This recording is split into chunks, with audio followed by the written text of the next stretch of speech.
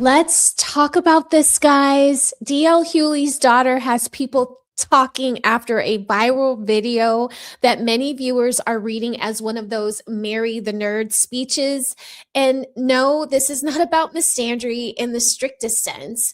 This is about something else that is just as ugly: public disrespect dressed up as wisdom. Because when a married woman gets online and talks about the kind of man she settled down with in a way that sounds condescending, transactional, or sexually dismissive, people hear the message loud and clear. And the message is not choose stability. The message is choose the man who is useful, not the man you truly desire. And that is why this landed so badly. And frankly, this is why so many people are disgusted. Back when I was still having sex with men who wore Adidas slides and dirty white socks, you know the ones. I wish I could tell me then that I'd be married to like a whole ass pediatrician sitting outside in our backyard by the fire he built me, drinking an old fashioned, waiting for him to come downstairs to join me because he's putting our kids to bed. Marry the nerd. Let me say this very clearly. The problem is not nerdy men. The problem is the tone. The problem is the energy. The problem is when a woman speaks about her husband like he is a retirement plan, like he is the dependable backup, like he is the practical choice after the fun phase is over. See, a lot of women think men only care about being chosen. No, men also care about how they were chosen. And man does not want to hear that you picked him because he was the safe, manageable, stable, non-threatening, and easy to control option. He wants to believe you respect him. I mean, right? He wants to believe you desire him. Okay. He wants to believe you are proud to call him yours. And when you get on social media and talk carelessly, what you reveal is not maturity. You reveal contempt. A couple of days ago, I accidentally went viral for a video I did last week telling women to marry a nerd. I also made the cardinal mistake of admitting to having sex before I met my husband. I'm guilty of the exact same thing their mother is, having sex. I'm not guilty of having sex with a dumbass. That's true, but still. In my video, all I was trying to do was tell women to not have sex with the type of men who produced the dudes in my comments.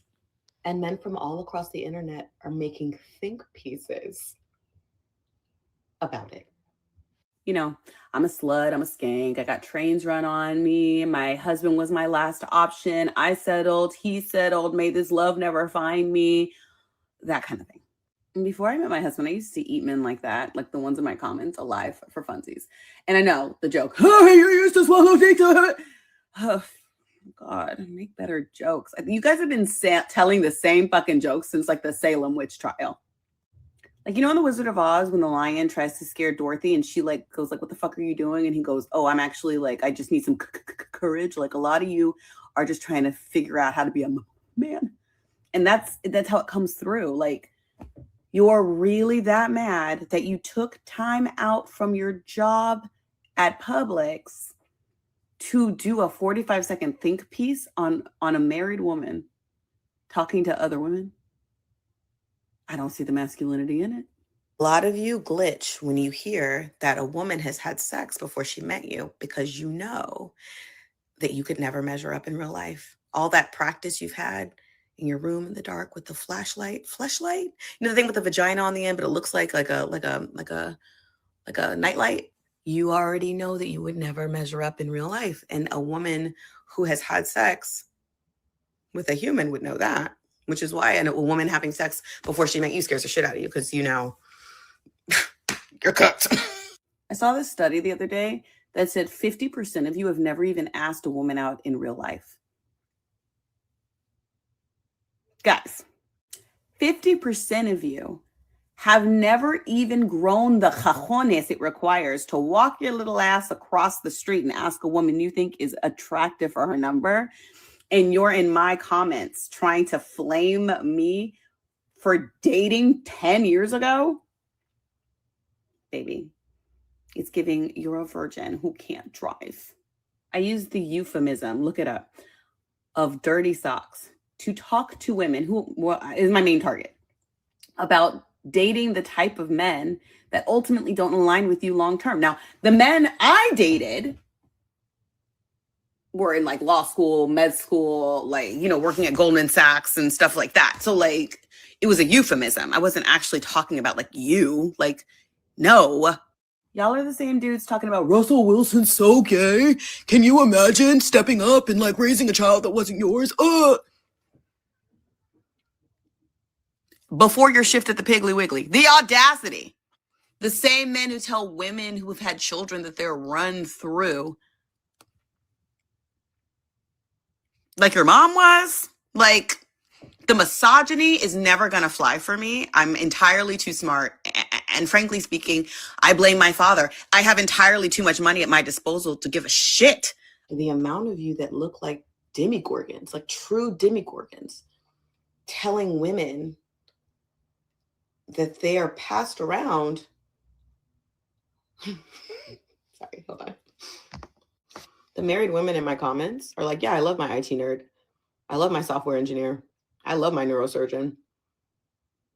And you guys heard nerd and heard what exactly? A nerd, here, I'll put the definition here. You can find definitions of all kinds in a dictionary. It's a book that has words in it. We'll talk about it later. A nerd is just somebody who's really smart. I just told women to marry smart men. That's it. I married a smart guy. I didn't marry a smart guy because I trapped him. I married a smart guy because we were both at the same grad school.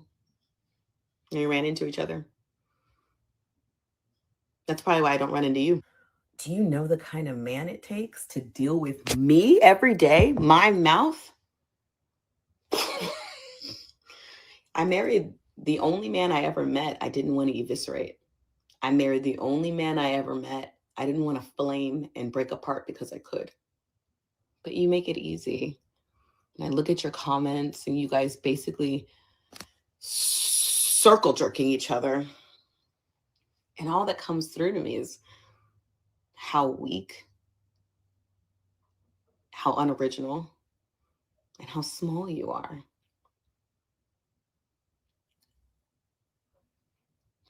I think a lot of you have a humiliation kink, and I didn't go to school for that, but I'm a fast study. If you would like me to continue to humiliate you, you're going to have to pay me for it, though. So I'll send my Venmo and my Cash App and my PayPal, and you can send me money, and we can do this offline. This is where being married matters, because if you are single and you are rambling online about your type, that's one thing. But when you are married, you are no longer just speaking in theory. You are speaking in public in front of billions of people about a real man with a real face, a real name, and a real family outside of the family in your house. That man has to live with what you publicly said. And your children may one day hear this.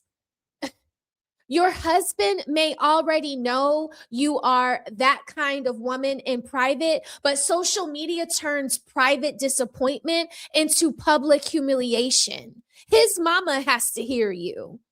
And that is what makes this so nasty. Some women think disrespect only counts if they curse a man out. No. Disrespect can sound polished. Disrespect can even sound educated. Disrespect can sound feminine. Disrespect can even sound like advice on TikTok. So if the subtext is, I'm not impressed by the man I married, but he serves a function, that, young lady, is still disrespect. And here is where the double standard jumps out at me. Imagine a husband got online and said, "Men, marry the plain girl. She may not be the one you fantasize about, but she'll raise your kids, she'll stay home, she'll make your life easier, and she'll be grateful for it." Do you know what would happen to that man? They would call him cruel. They would call him misogynistic. They would call him, I don't know, emotionally abusive. They would say he married a woman he did not truly love. And they would be right to say that. So why do some women think they can say the female version of this and call it empowerment? No, it's not empowering. It's not empowering to tell the world that your husband is the responsible option you landed on. That is not love. That is branding your marriage as a compromise. And this is the bigger problem. Too many people now talk about their spouses like content props.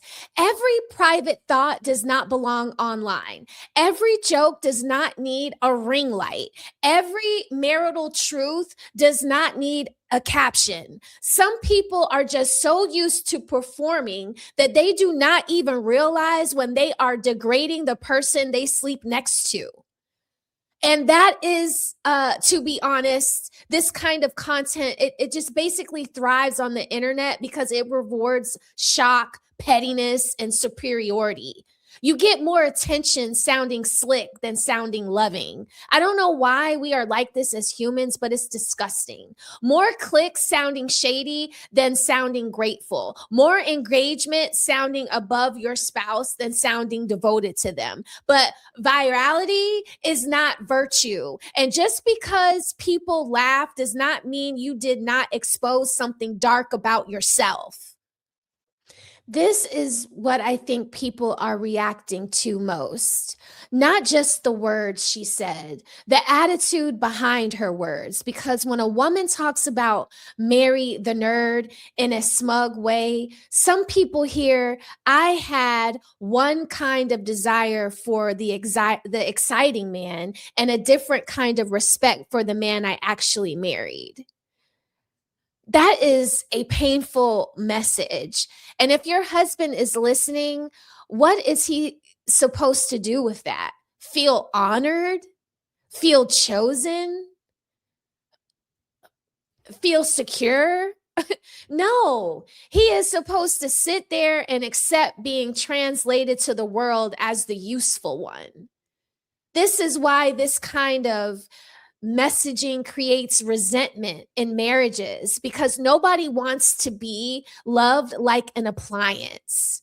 And I said this somewhat yesterday in my video on Jada Pinkett, treating Will Smith like a piece of furniture. This is not really about one woman.